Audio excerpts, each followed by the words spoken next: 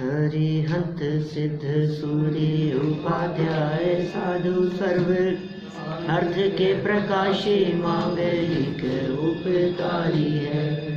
तिनको स्वरूप जाने रागते भई जो भक्ति खाए को न माए स्तुति को जारी है।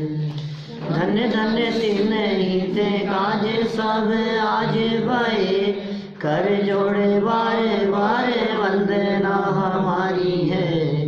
मंगल कल्याण सुख ऐसो हम चाहते हैं। हो मेरी ऐसी दशा जैसी तुम धारी है। हो मेरी ऐसी दशा जैसी तुम धारी है। हो मेरी ऐसी दशा जैसी तुम धारी है।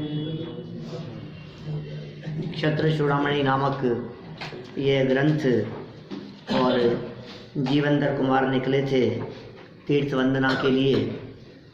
तीर्थ क्षेत्रों की वंदना करने की भावना उनके हृदय में जागृत हुई और सच में वे तीर्थ पुण्यशाली जीवों की विचरण स्थली होने से जगत के जीवों के हृदय में सहजी धार्मिक भावनाओं को बढ़ाने में निमित्तभूत होते हैं। जिन स्थानों से ज्ञानी पुरुषों ने विचरण किया हो, जहाँ तीर्थंकर आदि के गर्वाधिक कल्याणक हुए हों, वह भूमि भी वंदनीय हो जाती है, वह भूमि भी पूजनीय हो जाती है। तीर्थ यात्रा के दौरान ही जीवंदर कुमार का सम्मान किया गया। पहले तो सम्मान किया था यक्ष ने अपने चंद्रोदय पर्वत पर ले जाकर। अब तीर्थ यात्रा के दौरान यक्षिणी द्वारा सम्मान किया गया। देखें जरा क्या कह रहे हैं आगे। कल ये चर्चा यद्यपि हमने पढ़ी थी, इसका विशेषार्थ पढ़ता हूँ मैं नीचे। विशेषार्थ रखिए, यहाँ प्रकरण ही दूसरा है, यहाँ से है ना। तीर्थ क्षेत्र की रक्षिका यक्षिणी पर न तो जीवंदर कुमार ने कोई उपकार किया है, न उससे किसी प्रकार की याचना की और न उसका स्मरण भी किया है, फिर भी यक्षिणी ने उनका सम्मान किया। एक गजब बात है। देखो, यक्ष ने सम्मान किया तो कोई बड़ी बात नहीं थी। आपकी वजह से मैं मर करके यक्ष हुआ, आपने मेरे ऊपर उपकार किया था, इसलिए किए हुए उपकार को स्मरण करके यक्ष ने सम्मान किया था। ये यक्षिणी क्यों सम्मान कर रही है? इसका तो कोई परिचय भी नहीं है पुराना। अनजान अपरिचित व्यक्ति का सम्मान कहाँ तक उचित है? देखिए, यहाँ आचार्य यह बात स्पष्ट करना चाहते हैं कि जिसे पूर्वबद्ध पुण्य का उदय हो, ऐसे सज्जन और धार्मिक प्रवृत्ति के मनुष्यों की सहायता एवं सम्मान यक्ष यक्षिणी स्वयं करते हैं। देखो कितने गजब की बात यहाँ कह दी है। जो व्यक्ति धर्मात्मा हो, उन धर्मात्मा जनों की रक्षा, सहयोग, सम्मान, ये सब स्वर्ग के देव भी, देवगति के देव भी अपने आप आकर के करते हैं धर्मात्मा जीवों के लिए। सीता ने देवों को स्मरण नहीं किया था अग्नि परीक्षा के समय कि सेठ सुदर्शन ने याद नहीं किया था कि हे देवों आ जाओ। यमपाल चांडाल को जब सिंहासन से बांधकर समुद्र में फेंक दिया गया था तो स्वर्ग से देव आ गए थे, उसने बुलाया नहीं था। देखो कैसा होता है, ज्ञानी धर्मात्मा जीवों को संकट में जानकर सहज ही देव अपने आप आ जाते हैं और इसमें उस व्यक्ति के स्वयं का निजी तीव्र पुण्य का उदय निमित्त बनता है। ये बात यहाँ आचार्य देव कहना चाह रहे हैं, तुम देवों का स्मरण मत करो। जैसे कल कुछ बात उठ गई थी ना यक्ष के संदर्भ में, तुम देवों का स्मरण मत करो, तुम देवों को याद मत करो। देवों की भक्ति करने वालों की सेवा करने देव नहीं आते, जिनेंद्र की भक्ति करने वालों की सेवा करने के लिए देव आते हैं। अच्छा बतलाओ, देखो यहाँ भी लोक में ऐसा देखा जाता है। हाँ, करे क्या? करे सेवता की, करे देव सेवा, करे सेवता की। हे जिनेंद्र देव, जो आपकी सेवा करता है फिर करे देव सेवा। उसकी देव जो है देवगति के जीव वो उसकी सेवा करते हैं। ये ऐसा ही स्वरूप है। कितनी सुंदर बात कही। देखिए वापस 265 पेज पर अंतिम पैराग्राफ है। यहाँ आचार्य यह बात स्पष्ट करना चाहते हैं कि जैसे पूर्वबद्ध पुण्य का उदय हो, ऐसे सज्जन और धार्मिक प्रवृत्ति के मनुष्यों की सहायता एवं सम्मान यक्ष यक्षिणी स्वयं करते हैं। उनसे याचना करने की आवश्यकता ही नहीं और न उनकी पूजा अर्चना करने की जरूरत नहीं है। हाँ, मनुष्य को मात्र सच्चे देवशास्त्र गुरु का सच्चा उपासक होना चाहिए।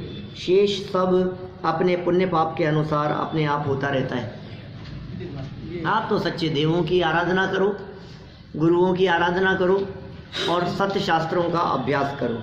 सच्चे देवशास्त्र गुरु के आप यदि उपासक हैं तो सहज ही पुण्य प्रकृतियाँ इस प्रकार की बनती है कि मनोवांछित कार्य आपके संपन्न होते हैं। ना तो वे देव करेंगे, न शास्त्र और न गुरु के आशीर्वाद से कुछ होगा, लेकिन गुरुओं के समागम मात्र से बंधा हुआ पुण्य आपको अनुकूलताएं प्रदान कराने वाला हो सकता है। और यदि आप सच्चे देव शास्त्र गुरु को छोड़कर अन्य देवी देवताओं और जगत के मिथ्या भ्रम में उलझाने वालों के चक्कर में उलझेंगे तो समझ लीजिए पुण्य तो बंधेगा ही नहीं, उल्टा पाप ही बंधता है, अधोगति हो जाएगी। इसलिए आप तो पुण्य पर छोड़ो। देखिए धर्मात्मा पुरुषों की पूजा 41 नंबर का यह श्लोक है। देवतेनापि पूज्यन्ते धार्मिका किं पुनः परे अतो धर्मरता सन्तु शर्मणे स्पृह। नीतिकारों की बात है पूरी। देवता से भी धार्मिक पुरुष पूजे जाते हैं, औरों का तो फिर कहना ही क्या। बोलो, ये धार्मिक पुरुषों की महिमा बतला रहे हैं नीतिकार। अरे धार्मिक पुरुषों की महिमा तुम्हें क्या कहें, जगत जनों की क्या बात करें। स्वर्ग के देव भी, वैमानिक देव भी, भवनत्रिक भी धार्मिक पुरुषों की आकर के पूजन अर्चना करने लगते हैं, तो फिर लौकिक में साधारण जन उनकी महिमा गाएं तो इसमें कौन से आश्चर्य की बात है। देवता से भी धार्मिक पुरुष पूजे जाते हैं, औरों का तो फिर कहना ही क्या है। इसलिए सुख की वांछा करने वाले पुरुष धर्म में प्रीति करने वाले हों। आपको यदि सुख चाहिए तो आप धन में प्रीति करो, है ना, धर्म में। अच्छा, सुख चाहने वाले लोग जगत में धन में प्रीति करते हुए दिखते हैं, लेकिन भाई धन में नहीं, धर्म में प्रीति करो। ये औरों का तो फिर कहना ही क्या, औरों का और जगत जनों का तो कहना ही क्या। माने जिनकी पूजा स्वर्ग के देव करते हो उनकी कोई जन सामान्य महिमा बखान करे तो कौन से आश्चर्य की बात है। इसमें क्या हो गया। जगत में लोग उनकी महिमा गाएंगे, जगत में लोग उनको मंच पे बिठाएंगे, गले में माला डालेंगे, जय जयकार करेंगे, उनकी सेवा करेंगे, इसमें कौन से आश्चर्य की बात है। देवी जब आ जाते हैं तो फिर साधारण व्यक्ति क्यों नहीं उनकी पूजा भक्ति आराधना करेगा। इसलिए क्या कह दिया, सुख की वांछा करने वाले पुरुष। अब पता नहीं, ये तो सुख की वांछा वालों के लिए धर्म करने की बात, तो आप लोग थोड़ी ना चाहते हैं सुख। सभी चाहते हैं नहीं, जो चाहते हो वो करो धर्म, जो चाहे वही। जिनको सुख नहीं चाहिए हो वो मत करो। लोग तो जगत में ऐसी बातें करते हैं, जिनने कीने धर्म उनके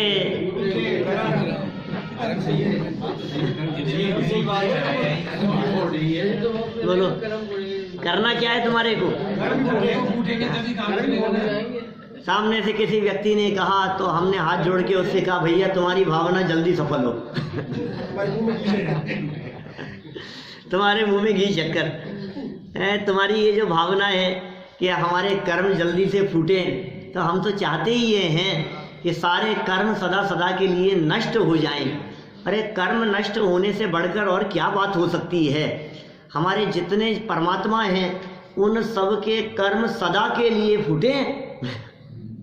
तभी वे परमात्मा बने। इसीलिए वो कर्मों को लेकर के कोई व्यक्ति मोक्ष नहीं जा सकता। कर्मों के सद्भाव में कोई व्यक्ति परम सुखी, पूर्ण सुखी नहीं हो सकता।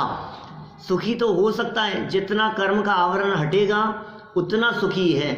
इसलिए धर्म करने की प्रेरणा यहाँ दे रहे हैं। सुख के लिए परिवज्यदु सामण्यम, आप यदि सुख प्राप्त करना चाहते हैं तो आप श्रामण्य को अंगीकार करें, मुनिव्रत अंगीकार करें, धर्म का सेवन करें। देखिए सरलार्थ, देवगति के देव भी धर्मात्मा पुरुषों की पूजा करते हैं, तो अन्य सामान्य पुरुष धर्मात्मा का आदर सत्कार और सहयोग करें तो इसमें क्या आश्चर्य। अतएव सुख की कामना करने वाले सभी व्यक्तियों को धर्म को ही स्वीकार करना चाहिए। आप भी धर्म की प्रीति बढ़ाओ और धर्म में ही मग्न हो जाओ। धर्म जो है, धर्म से ही सुख है। जगत में वो दोहा बहुत प्रसिद्ध है, अनेक बार आप लोगों ने सुना होगा। धर्म करत संसार सुख, धर्म करत निर्वाण, धर्म पंथ साधे बिना नर तिर्यंच समान, नर तिर्यंच समान। सुना है पहले, कभी सुना तो होगा। दरोगा जी के मंदिर के पास है ना, दरोगा जी के मंदिर बाहर लिखे, धर्म करत संसार सुख और धर्म करत निर्वाण। दो है, महावीर जी में भी है, बाहर लिखे।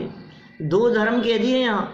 एक धर्म करने से संसार सुख भी मिलता है, धर्म करने से निर्वाण भी मिलता है। बोले संसार सुख भी मिले और निर्वाण भी मिले, ये दोनों काम एक साथ एक ही धर्म से कैसे हो सकते हैं? भाई दो धर्म हैं, एक व्यवहार धर्म है, एक निश्चय धर्म है।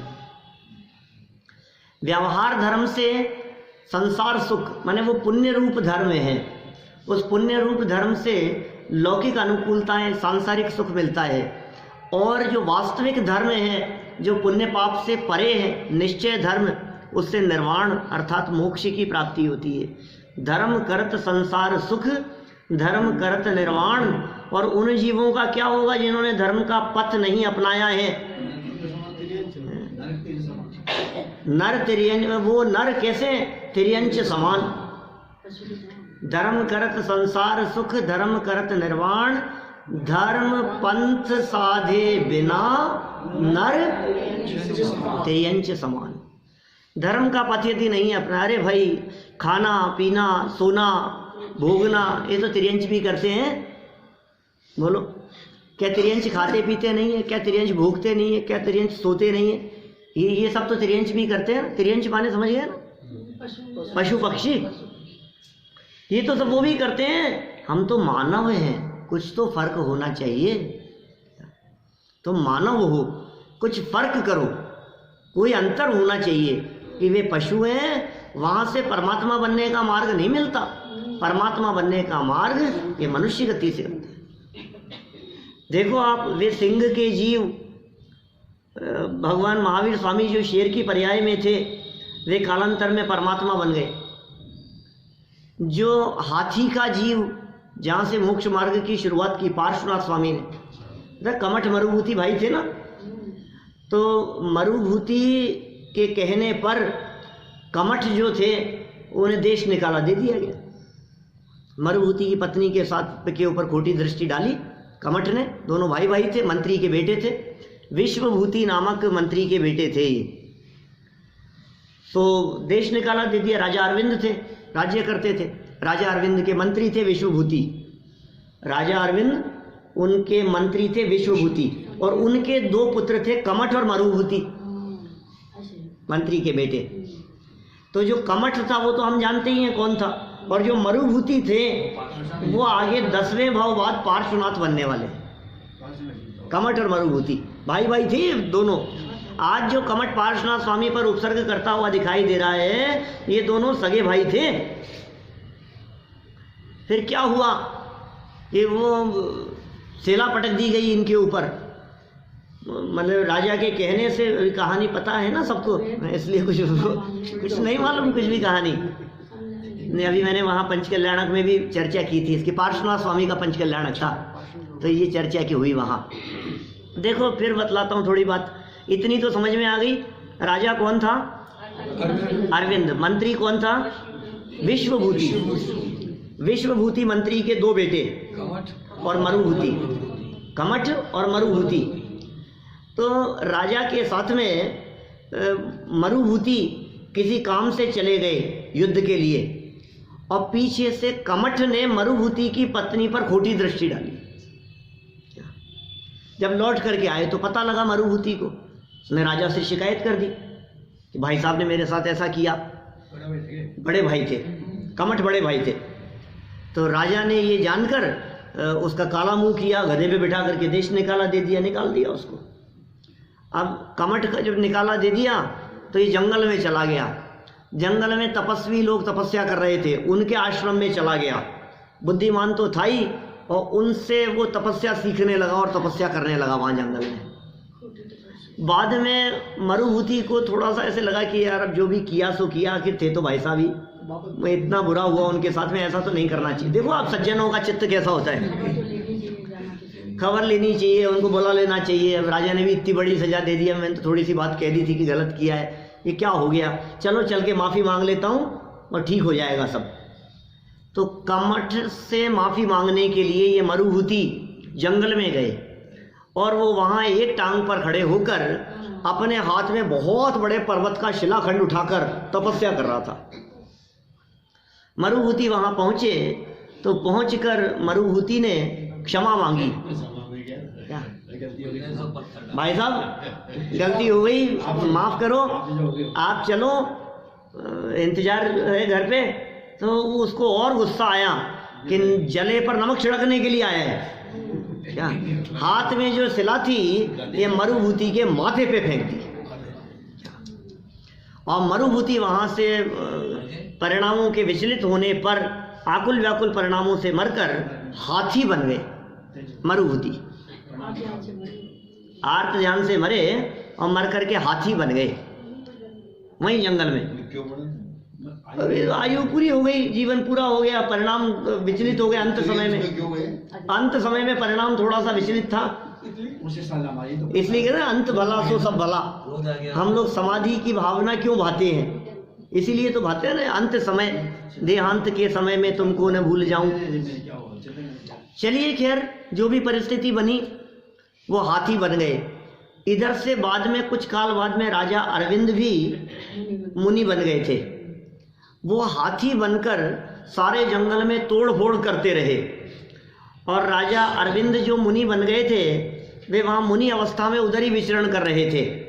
तो इन्हें देखकर मुनिराज ने संबोधन दिया, और हाथी की अवस्था में उनको सम्यक दर्शन की प्राप्ति हुई। 9 भाव पहले है अभी, अब निरंतर धीरे धीरे करके इनका विकास होता चला जाएगा।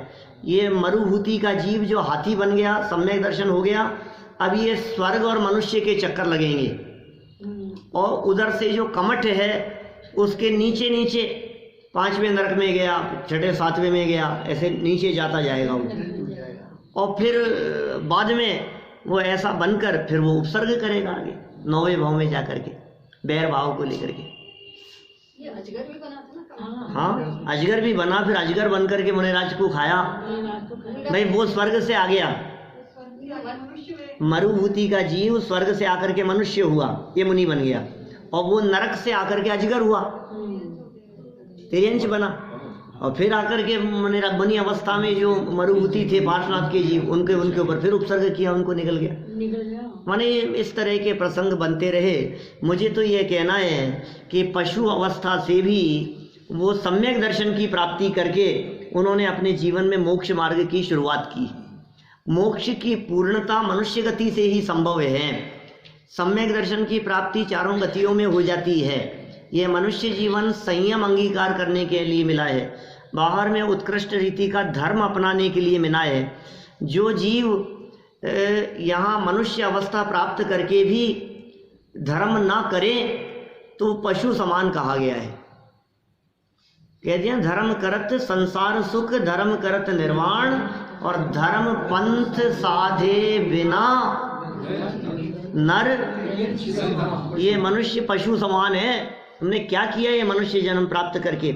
भर्तरी ने नीति श्लोक में बहुत सुंदर बात लिखी, ये शाम न विद्या न तपो न दानम ज्ञानम न शीलम न गुणो न धर्म है, ते मृत्यु लोके भुविभार भूता मनुष्य रूपेण मृगाश्चरन्ति।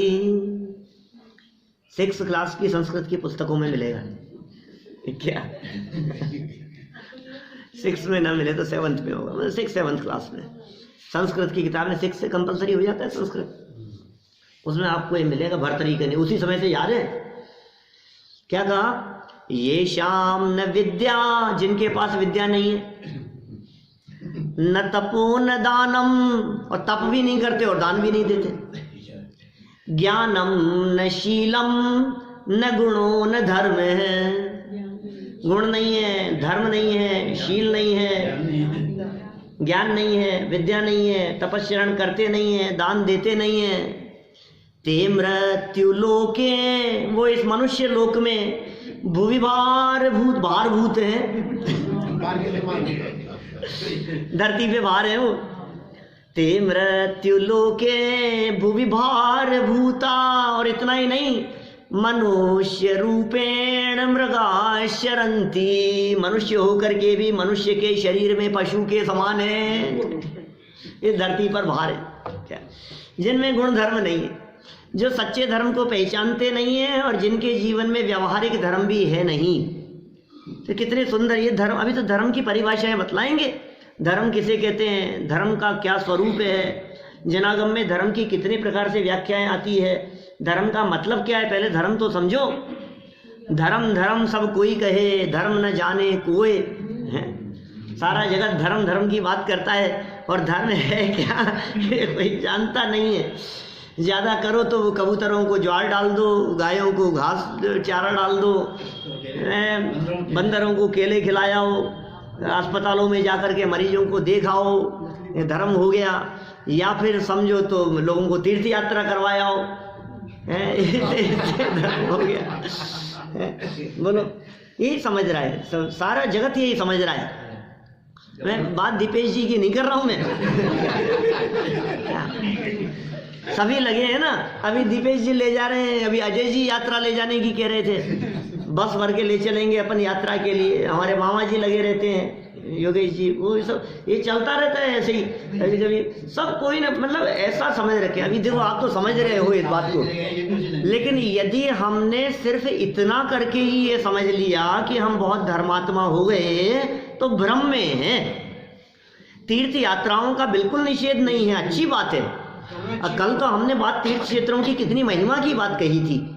तीर्थ क्षेत्रों की अपने आप में बहुत महिमाएं हैं और यथाशक्ति यथासंभव तीर्थ यात्राएं करना भी चाहिए, जाना भी चाहिए, और आपके पास में सामर्थ्य है तो ले जाना भी चाहिए। लेकिन यह करके कोई मैं बहुत धर्मात्मा हो गया, इस धोखे में मत रहे। क्या हमने कोई बहुत बड़ा काम कर दिया है, ऐसा नहीं है भाई। कहाँ कहाँ धर्म में क्या हो रहा है। 4 मालाएं बैठ करके रोजाना फेरता है और समझता है मैं बहुत धर्मात्मा हो गया। बोलो, अपने हृदय पर हाथ रख करके सोचना, यदि आप अपने आप को धर्मात्मा समझते हैं तो धर्मात्मापन के पीछे बेस क्या है। यहाँ से बाहर निकलने के बाद में कोई व्यक्ति टोक करके कह दे ना, ये देखो ये निकल रहे हैं, बड़े धर्मात्मा बनते हैं, तो फिर देखो आप 2 की 4 सुनाएगा उसको फिर उसको सब बतला देगा। तुम मेरे को कह रहे हो, तुम्हें पता है, तुम कह रहे हो जो मंदिर के सीढ़ियां नहीं चढ़ते कभी, मेरे को कह रहे हो दिन भर में 4 घंटा मेरा मंदिर में बीतता है। 27 बार तो शिखर जी की वंदना कर चुका हूं मैं। 4 बार बुंदेलखंड की यात्रा कर ली मैंने। 6 मालाएं रोजाना फेरता हूँ, क्या 2 प्रवचन सुनता हूँ, दिन भर टीवी भी देखता हूँ, तो टीवी में भी जनवाणी और पारस चैनल ही देखता हूँ। क्या अब तुम मुझे कहोगे कि मैं पापी हूँ, मुझे बताओगे धर्म क्या होता है। मैं यदि बख्शाल करने के लिए नहीं आऊं तो भगवान बेचारे बिना नहाए बैठे रहे। ऐसी बातें करता है। खूब धर्मात्मा, खूब कितना धर्म किया हमने, मतलब अपने गुण गा रहे हैं। इतने ग्रंथ पढ़ लिए, इतने शास्त्र पढ़ लिए, खूब पढ़ता हूँ, खूब पढ़ाता हूँ, तुम्हें पता है मैं कितना बड़ा धर्मात्मा हूँ? तो सामने वाला कोई यदि थोड़ा सा बुद्धिमान और तार्किक हो तो वो ये कहे कि अच्छा भाई दिन भर में कितना धर्म करते हो? 2 घंटा, 3 घंटा, 4 घंटा, 6 घंटा? 6 घंटा तो करते हो कि हाँ, इससे ज़्यादा तो और क्या करेंगे, जान लोगे क्या हमारी? 6 घंटा तो बहुत होता है। कि सुनो, यदि 24 घंटे में से 6 घंटा धर्म नहीं, ये शुभ भाव पुण्य क्रियाएं करने से आप अपने आप को धर्मात्मा कहलाना चाहते हो, तो बाकी के बचे हुए 18 घंटे पाप करने से पापी कहलाने में क्यों संकोच होता है? काम तो भी किया है। क्या मतलब 24 घंटे में से धर्म, और वो भी तुम्हारे कहे अनुसार। तुम जो कह रहे हो ना हमने 6 घंटा किया, 6 घंटा करने वाले तो दुर्लभ दिखेंगे, कम ही लोग होंगे। 24 घंटे में से 2 घंटा धर्म मंदिर चले गए आप, और बाकी 22 घंटा पाप में बिता रहे हैं। और किसी व्यक्ति ने तेरे को पापी कह दिया तो उसमें तेरे कषाएं दिख रही हैं, खूब कर लिया धर्म। इसका नाम धर्म नहीं है, ये सच्चा धर्म नहीं है। ये सब बाह्य क्रियाएं हैं, ये सब जड़ रूप क्रियाएं हैं। इन जड़ की क्रियाओं से तो धर्म का संबंध है ही नहीं। और इन क्रियाओं के साथ में जो थोड़ा बहुत तेरे परिणामों में विशुद्धि दिखाई देती है, वो भी सच्चा धर्म नहीं है। क्या वो भी उपचार से उसको धर्म कहा जा सकता है? देह की क्रिया में तो दम ही क्या है, भूखे रहना पड़ गया, इसका नाम उपवास थोड़ी न है, जब तक आपके परिणाम उसके साथ में जुड़े हुए नहीं हो। धर्म तो भावों से, भावों के बेस पर अंदर में उपयोग जब स्वभाव के साथ में तल्लीन होगा तो धर्म की शुरुआत होगी। ले धर्म धर्म सब कर रहे हैं, धर्म के नाम पर ही तो हो रहे हैं। बतलाओ, अभी ये चालू हो गया होगा, पोस्ट बड़े चल रहे थे सारे देश में, तो धर्म के नाम पर खूब खाओ और खिलाओ। क्या धर्म है गजब का? खूब पकौड़े खिलाओ, हलवा खाओ, धर्म नहीं हो रहा है? कितना धर्म है, खूब रेवड़ियाँ बांटो और न मालूम क्या क्या पकवान बन रहे हैं। क्यों साहब, ऐसा धर्म नहीं है क्या? कितना धर्म हो गया? अभी ये धर्म समझा रहे हैं, सुनो भाई। विशेषार्थ में देखो धर्म की चर्चा, धर्म की प्रीति बढ़ाने के लिए प्रेरणा दे दी मूल श्लोक में। धर्म रताः संतु, धर्म में प्रीति करने वाले हो। कौन? शर्मणे स्पृहयालवः। शर्म, शर्म शब्द का अर्थ होता है सुख। शर्म शब्द का अर्थ सुख। इसलिए जो सुखी हैं उनके पास में है शर्म, और जो दुखी हैं वे हैं बेशर्म। क्या हमारे छेड़ाला में प्रयोग किया ऐसा दौलत राम जी ने 200 साल पहले। उन्होंने कहा सिद्ध परमात्मा के लिए भोगे शर्म अनंता, ऐसी लाइन दी है। त्रिविध कर्म मल वर्जित सिद्ध महंता, ते हैं निकल अमल परमात्म भोगे शर्म अनंता। अनंत शर्म को भोगते हैं। शर्म माने सुख। तो सिद्ध परमात्मा तो शर्म सहित है, माने अनंत सुखी हैं, अनंत शर्म वाले हैं। और मिथ्या दृष्टि बोले वो बेशर्म है, क्या उनको सुख नहीं है। देखिए विशेषार्थ में धर्म के महत्व को सर्वत्र स्वीकार किया गया है। धर्म की अनेक परिभाषाएं हैं। तो बहुत सालों पहले एक लेख लिखा था धर्म के ऊपर, तो बहुत सारी परिभाषाएं रिसर्च करके उसमें निकाली थी। माने कितने तरह से धर्म की व्याख्याएं शास्त्रों में हो सकती है, फिर असली धर्म क्या है, और फिर धर्म का स्वरूप कैसा हो सकता है। चलो कुछ करते हैं चर्चा। आज ये फिर 8-9 बातें यहाँ इन्होंने धर्म के संदर्भ में लिखी है। बड़े मार्मिक बिंदु हैं। उपकथा तो आज नहीं, कल ही चल पाएगी। आज तो हम धर्म की ही चर्चा कर लें। दया को धर्म कहा गया है। क्या? दया विशुद्धो धम्मो। ऐसा दया जो है, दया मूल है धर्म का। दया धर्म का मूल है, पाप मूल अभिमान। तुलसी दया न छोड़िए जब तक घट में प्राण। दया धर्म का मूल है और पाप मूल अभिमान।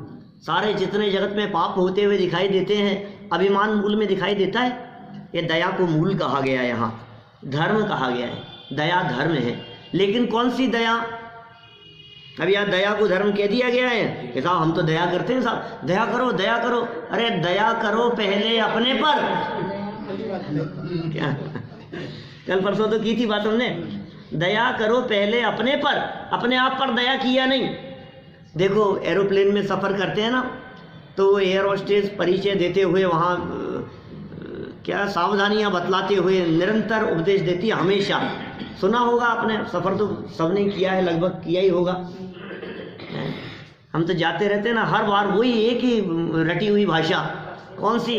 कि हवा में ऑक्सीजन का दबाव कम हो जाने पर मास्क ऊपर से नीचे आएगा। और फिर क्या करें? यदि आपके साथ कोई बच्चे हों तो पहले आप स्वयं को लगाएं, बाद में बच्चे को लगाएं। क्या? बाद में दूसरों की सहायता करें, बाद में औरों की सहायता करें। साथ में कोई बुजुर्ग यदि सफ़र कर रहे हो तो ये नहीं कि ये पहले इनकी कर लें, नहीं नहीं नहीं, पहले आप अपने लगाएं, फिर दूसरा कर पाएगा। और फिर आप यदि दूसरे को लगाने लगे तो दूसरे के तो ढंग से लगा ही नहीं पाएंगे, और इतनी देर में खुद भी लगाने लायक नहीं रहेंगे। तो दोनों जाएंगे क्या? इसलिए पहला काम आप क्या करो? सबसे पहले स्वयं। अरे जो स्वयं ही रक्षित नहीं है, स्वयं की सुरक्षा नहीं है और दूसरों की रक्षा करने की बात कर रहे हैं। घर में रोटियों की व्यवस्था नहीं है और तो समाज सेवा में लगाए। पहले अपना घर संभालो। पहला दायित्व है समाज सेवा करने वाले, जगत में लगने वाले लोगों के लिए भी पहला कर्तव्य ये है कि सबसे पहले आप अपने घर को संभालें। सेकंड नंबर है समाज का, बाद में नंबर आता है जगत जनों का, मंदिर का, व्यवस्थाओं का, तीर्थ यात्राओं के व्यवस्थापक, समाज में जितने भी अध्यक्ष हैं और मंत्री हैं और सब कुछ हैं, और घर संभल नहीं रहा है तो बेकार है तुम्हारा ऐसा मंत्री पद, तुमसे तुम्हारा घर नहीं संभलता है। तो पहले अपना घर, और पहले अपना घर और उससे पहले निज घर। क्या? निज घर ना ही पिछाने जी। तो दया करो पहले अपने पर, सबसे पहले वहाँ से धर्म की शुरुआत होती है। देखो भाई, जब अपने प्रति दया का परिणाम जागृत होता है अपने प्रति, तो फिर ये जीव संसार शरीर भोगों से विरक्त होता है। जब इसके हृदय में ऐसा करुणा भाव आता है, अरे अरे मैं नरक में नहीं चला जाऊं, मैं क्या कर रहा हूं, मैं किसके लिए कर रहा हूं, ये घर बार परिवार के लिए तो कहता है, सच में कोई साथ नहीं देने वाला है। वाल्मीकि की इतिहास प्रसिद्ध घटना प्रसिद्ध है। वे वाल्मीकि जो रामायण जिन्होंने लिखी, आपको पता है उनका इतिहास? वे वाल्मीकि कैसे थे? डाकू थे। वे डाकू थे, जंगल में रहकर लोगों की हत्याएं करते थे और वहां लूटते थे, माल लूटते थे, खूब लूटमार मचाते थे। जो भी जंगल से जाता था और उसकी हत्या कर देते थे, धन लूट लेते थे, और जितने लोगों की हत्या करते थे उनकी लाशों को तो जला देते थे कुछ भी, और जितने लोगों को मारा वहाँ एक ड्रम रखा हुआ था, जैसे वो ड्रम आते हैं ना इसके बड़े तेल के ऐसे बड़े बड़े 3-3, 4-4 फीट के ऐसे गोल, उसमें एक छोटा सा पत्थर उसमें डाल देते थे एक व्यक्ति को मारकर। इतने लोगों की हत्या करी। तो कितनी करी? ऐसे उन्होंने 7 ड्रम भर दिए थे, इतने लोगों की हत्या। और धन इकट्ठा करते थे, लाते थे, घर बार का पालन पोषण करते थे। एक बार कोई एक धर्मात्मा व्यक्ति वो उधर से निकल रहे थे और धन कुछ था नहीं, पकड़ लिया है इन्होंने और मारने की बात कही। तो उन्होंने सारी बात कही, क्यों करते हो, क्या करते हो, पहले कोई बात का जवाब दो। क्या मारने लगे तो उन्होंने समझाया, तुम जिनके लिए करते हो एक बार उनसे भी पूछा है कि क्या वे इस पाप के भागीदार होंगे कि नहीं होंगे? बोले क्यों नहीं होंगे, क्या बात करते हो, उनके लिए ही तो करता हूं मैं सब कुछ। तो ऐसा जब कहा गया तो बोले आप पूछ करके आओ। बोले मेरे को बेवकूफ़ समझता है, पीछे से भाग जाएगा, मैं छोड़ करके चला जाऊं तेरे को तो मारूंगा, उसके बाद जो होगा सो निपटूंगा। कि नहीं मुझे मारो मत, एक बार मेरी बात यदि झूठी सिद्ध हो तो मार देना, चाहो तो बांध करके चले जाओ। तो उन्होंने जंगल में बांधा उस व्यक्ति को और बांध करके चले गए। और जाने के बाद अपने माता पिता से पूछा कि मैं यदि गलत काम करके धन कमा करके लाऊं तो मैं जो पाप करूंगा क्या आप मेरे उस पाप में भागीदार बनोगे? तो माता पिता ने कहा, बेटा जब तक हमारी सामर्थ्य थी तब तक हमने तुझे पाल पोस कर बड़ा किया, अब तू धन कैसे भी कमा, हमारे इस बुढ़ापे में अंत समय में सेवा करने की, भोजन की व्यवस्था करने की जिम्मेदारी तेरी है, हम इस पाप में भागीदार नहीं। माँ बाप ने मना कर दिया, छोटा सा मुंह हो गया, मैं इनके लिए पाप कर रहा हूँ, मैं इनके लोगों की हत्या करके लेकर के आ रहा हूँ। पत्नी से पूछा, क्या पत्नी ने मना कर दिया। बोले 7 फेरे खा करके शादी करके लाए थे, तो मुझे भोजन कराने की जिम्मेदारी आपकी है। अब चाहे आप न्याय से कमा करके लाओ चाहे अन्याय से कमा करके लाओ, आपके ऊपर है, मेरी कोई जवाबदारी नहीं है इसमें। मैं आपके पाप में क्यों भागीदारी होंगी? आप न्याय से कमा करके लाओ ना। बच्चों ने मना कर दिया। बात समझ में आ गई? बोलो। हाँ, भाभी से जो भी पूछा, मना कर दिया सबने। बात समझ में आ गई, आंखें खुल गई भाई साहब। वापस गए और जाकर के वो धर्मात्मा विद्वान जो भी थे, हिंदू पुराणों में तो नारद की बात कहते हैं कि नारद जी को पकड़ा था, तो सारी बात कही उनसे, ऐसा ऐसा। अब मैं क्या करूं? बोले राम नाम जपना शुरू कर दो, बंद करो ये सब काम। तो फिर वाल्मीकि ने राम राम नाम जपना शुरू किया और राम राम की धुन लगाते हुए फिर राम का चरित्र फिर बाद में उन्होंने लिखा। वे महाकवि वाल्मीकि की बात है जिन्होंने रामायण लिखी। फिर वो ऐसे धर्मात्मा हुए, राम राम जपते हुए मरा मरा निकलने लगा। राम राम राम राम रामचंद्र जी पैदा नहीं हुए थे? रामचंद्र महापुरुष नहीं थे क्या? खाली किताब थी क्या इनकी? रामचंद्र जी महापुरुष क्यों नहीं थे? समझे नहीं, जब उन्होंने रामायण लिखी, हाँ, तो एक लेख ही लिखा उन्होंने, नाटक ही लिखा। अरे नाटक का को लिखा, राम के बारे में उनको जीवन चरित्र पता लगा, राम के बारे में उनको अध्ययन हुआ, राम के बारे में जाना उन्होंने, फिर राम के बारे में लिखा, रामायण लिखी उन्होंने। रामचंद्र जी मुनि सुव्रतनाथ के काल में हुए हैं, मांगी तुंगी से मोक्ष गए हैं। तो अपनी काल में है, अपनी हो चाहे उनकी हो, रामचंद्र जी नाम के व्यक्तित्व थे, इतिहास प्रसिद्ध है ये तो। खैर मैं तो ये कहना चाह रहा हूँ कि आप किस किस के लिए पाप कर रहे हैं जगत में। जगत में आप किसी दूसरे के लिए पाप कर रहे हैं तो वो आपके पाप के फल को भोगने में समर्थ नहीं है। आपको आपके द्वारा किए गए पाप को खुद को ही भोगना पड़ेगा। इसलिए मुझे पाप न भोगना पड़े, मुझे नरक न जाना पड़े, मैं त्रियंच में न चला जाऊं, मैं मर कर के गाय भैंस नहीं बन जाऊं, मैं मर कर के बूचड़ खानों में न काटा जाऊं, मैं पशु में चला गया तो क्या होगा, मैं यदि एकेंद्रीय पर्याय निगोद में चला गया, श्वास के 18वें भाग जन्म मरण हुआ तो क्या होगा, इत्यादि विचार पूर्वक संसार के दुखों से भयभीत होकर जो व्यक्ति स्वयं के ऊपर दया करता है, सबसे पहले जगत से भयभीत होकर, ये कहते हैं धर्म की शुरुआत यहाँ से होती है, उस दया को धर्म कहा गया है। ये पहला वाक्य, दया धर्म है। फिर कहा सम्यक दर्शनादि रत्नत्रय धर्म है। ओह, दया तो धर्म है ही। असली धर्म कौन है कि साहब दया तो कर ली, करुणा भाव तो हो रहा है अपने आप के प्रति, लेकिन अब करूं क्या ये बताओ। दया तो है, मुझे बहुत घबराहट हो रही है। नरक के दुखों का वर्णन जब मैं पढ़ता हूं तो बहुत घबराहट होती है। आपको पता है नरक के दुख क्या क्या है, बता सकते हैं आप? अभी भीलवाड़ा में था ना, मैं जिनके यहाँ रुका था, लुहाड़िया परिवार में, उनकी 2-3 साल की बच्ची थी, 3 साल की होगी मुश्किल से, नाम था उसका आरवी। वो नरक के दुख बताती थी, नरक के दुख बतलाते, मतलब सिखाया था उसके घर वालों ने। लेकिन नरक के क्या दुख हैं, स्वर्ग के क्या दुख हैं, मोक्ष में क्या होता है। अब 2-3 साल की बच्ची कैसे बोलती होगी, बतलाओ कैसे तुतलाती भाषा में। मेरे पास में आकर के बैठ गई, सामने आलत मान करके नरक के दुख बताने लगे, नरक में क्या क्या होता है, कैसे होता है। आपको पता है क्या, हमने यहाँ करीब 7-8 साल पहले छेड़ाला चलाई थी। 8 साल हो गए, 2011 के आसपास की बात है, 10-11 भक्तामर के पहले चलाई थी कि बाद में पता नहीं। भक्तामर तो 2011 है, कल ही देखा था मैंने। खैर जो भी हो, हमारे वो कितने लोग आते थे उस समय, छेड़ाला में क्या बातें कही है, किस प्रकार के दुखों की चर्चा की है। उनसे डर लगना चाहिए, हमारे साथ ये परिस्थितियां न बन जाएं, ये सजा दिखनी चाहिए। हमारे कई जगह पर ऐसे वाक्य मिलते हैं कि हे जीव, यदि तू पाप करते समय पाप के फल के बारे में विचार कर ले वे तो पाप ही क्यों करे। ये जीव उसके फल के बारे में विचार नहीं करता, मैं जो कर रहा हूं इसका फल क्या होगा। मैंने जो 3-5 किए हैं, 2 के 4 किए हैं, 2 के 4 तो आजकल होते ही नहीं है, जमाना ही गया। 2 के 20 होते हैं, 2 के 200 वाला जमाना है आज तो।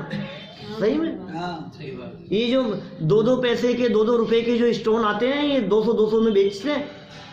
ये पत्थर की जो टुकड़ियां हैं ना, जमाना बहुत, आपके बिजनेस में नहीं हो पेपर में ऐसा क्योंकि बहुत है, लेकिन जहाँ ये हेर फेर का जहाँ थोड़ा सा चांस मिलता है, क्या छोड़ता नहीं है व्यक्ति, छोटे छोटे से कंप्यूटर वाले कई ऐसे जानकार हैं, परिचित लोग, वो ये कहते हैं भाई साहब ये पैसों में आता है, 2-2 पैसे के ऐसे ढेर लगा करके, मतलब ये ऐसे पेज और ये इस तरह के आते हैं, ये 1-1 2-2 पैसे इनकी कीमत होती है, और एक पेज किसी के लिए लगाने के लिए जाते हैं तो 100 रुपये ले लेते हैं, 200 रुपये ले लेते हैं। बोलो 2 पैसे की चीज़ के 200 रुपये ले लेते हैं। उसका टेस्ट भी दिखाना पड़ता है ना, कौन सा। अब जो भी चीज़ें हैं जो भी, लेकिन वो जो चीज़ कमी है, जो पार्ट है, उनकी कीमत कितनी है और वसूलते कितना हैं, ये कह रहा हूँ मैं। कौन भुगतेगा इनका फल? दया करो भाई साहब, किसी और पर के ऊपर दया तो अनंत बार की है, अपने ऊपर दया आज तक कभी नहीं की, तो कैसे करूं ये बताओ आप। तो बोले रत्नत्रय धर्म है, सम्यक दर्शन ज्ञान चारित्राणी मोक्ष मार्ग है। उमा स्वामी आचार्य तत्वार सूत्र का पहला सूत्र है। ये सूत्र तो याद हो गया होगा, याद रहना चाहिए भाई। ये इतने महीनों से, सालों से आप आने लगे हो, 1-2 साल जिनको हो गए हैं आते आते, अभी नए जुड़े हैं, उनसे मेरा ये कहना है कम से कम ये मूल सूत्र, छोटी छोटी सी बातें ये हृदय में उतर जानी चाहिए। मोक्ष मार्ग किसका नाम है तो तुरंत उमा स्वामी आचार्य याद आने चाहिए। तत्वार सूत्र सम्यक दर्शन ज्ञान चारित्राणी मोक्ष मार्ग है। ये सम्यक दर्शन, सम्यक ज्ञान और सम्यक चारित्र, ये रत्नत्रय, ये मोक्ष का मार्ग है, ये धर्म है।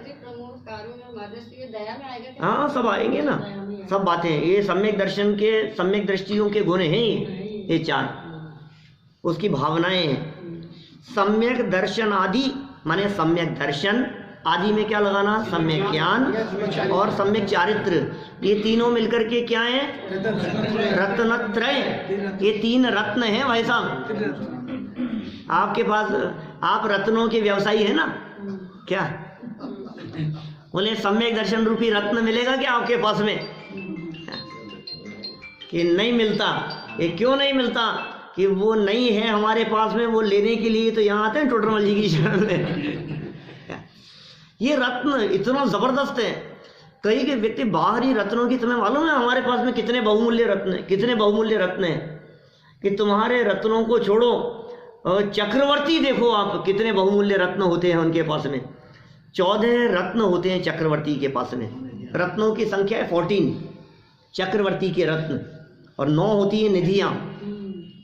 ये जो 14 रत्न होते हैं, एक एक रत्न इतना बहुमूल्य होता है साहब, जैन साहब, एक रत्न की रक्षा करने वाले 1000 देव होते हैं स्वर्ग के। बोलो आप, इतना बहुमूल्य रत्न है एक एक रत्न। 14 रत्न की रक्षा करने वाले स्वर्ग के, सबके लिए 1000 देव, एक एक रत्नों की रक्षा करने वाले। कैसे बहुमूल्य रत्न होंगे? बोलो चाहिए क्या? ये सुन भाई, ये चक्र रत्न आदि जो रत्न है, ये चक्रवर्ती को जो प्राप्त होते हैं, ये सब रत्न उन्हें प्राप्त होते हैं जिनके पास में ये रत्नत्रय होते हैं। क्या? जिनके पास में सम्यक दर्शन, सम्यक ज्ञान, सम्यक चारित्र रूपी रत्न होते हैं ना, उन्हें चक्रवर्ती पद मिलता है। ये चक्रवर्ती पद बाहर में दुकान चलाने से नहीं मिलता है। क्या भैया कितने बिजनेस चलाएं कि चक्रवर्ती बन जाएं? कितनी दुकानें चलाएं, कितनी फैक्ट्रियां लगाएं कि चक्रवर्ती बन जाएं? कि नहीं, एक चैतन्य चक्रवर्ती को जो साधता है, अपने चेतन तत्व की जो साधना करता है, उस व्यक्ति को ऐसा सहज पुण्य बनता है कि चक्रवर्ती जैसी पदवियां उसके चरणों में आकर के पड़ती है। ये सब चैतन्य का चमत्कार है, चैतन्य की शक्ति है इस तरह की। ये रत्न, ये रत्नत्रय है, 3 होने से त्रय कहलाते हैं। रत्न 3 हैं इसलिए त्रय कहलाते हैं। यही धर्म है, रत्नत्रय ही धर्म है, इसके अलावा और कोई धर्म नहीं है। इसका मतलब सम्यक दर्शन, सम्यक ज्ञान और सम्यक चारित्र के अतिरिक्त जो कुछ भी किया गया है सो धर्म नहीं हो सकता। धर्म का भ्रम हो सकता है, बाकी सब में भ्रम है धर्म का। तो फिर अब ये रत्नत्रय क्या है, रत्नत्रय का क्या स्वरूप है? इनको पृथक पृथक भी हमारे यहाँ शास्त्रों में धर्म कह करके पुकारा है। मैंने सम्यक दर्शन को अलग धर्म कह दिया, कहीं सम्यक चारित्र को धर्म कह दिया, दंसण मूलो धम्मो कह दिया, चारित्रम खलु धम्मो कह दिया, वस्तु स्वभाव को धर्म कह दिया। ये सब परिभाषाएं और धर्म के संदर्भ में हैं। निश्चय धर्म और व्यवहार धर्म, इन दोनों का बहुत सुंदर विवेचन धर्म के संदर्भ में नीचे किया है, ये चर्च कल ही पूरी करेंगे। कल पूरी हो जाएगी तो उपकथा भी शुरू कर देंगे, और नहीं होगी तो धर्म की चर्चा कल और विशेष देखेंगे।